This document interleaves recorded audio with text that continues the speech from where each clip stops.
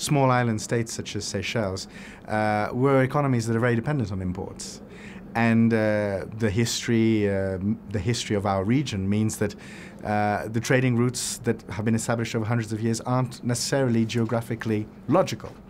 There's a lot that can be done we can import a lot more from Africa in terms of our needs.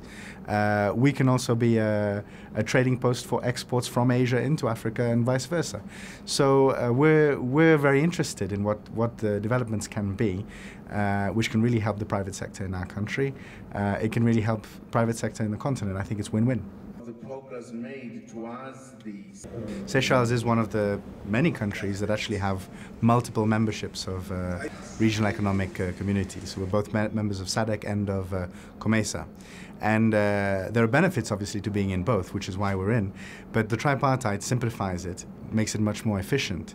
And we also believe very strongly that trade goes hand in hand in development. And having this framework on the continent will really help, I think, to accelerate the development process in Africa. Trade often does mean that to get something, you've got to give something. So there's always complex arguments to be made. There are always people that will be affected in different ways. But I think we're very confident that the long-term perspectives for trade and for development are very much enhanced by the tripartite process. I think that it's very important to think not in terms of preconceptions, but in terms of reality of what can be done. And sometimes the only way to really discover it is to try it.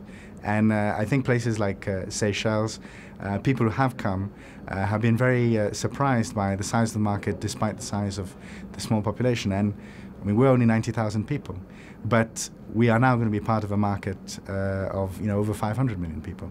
So that makes a huge difference.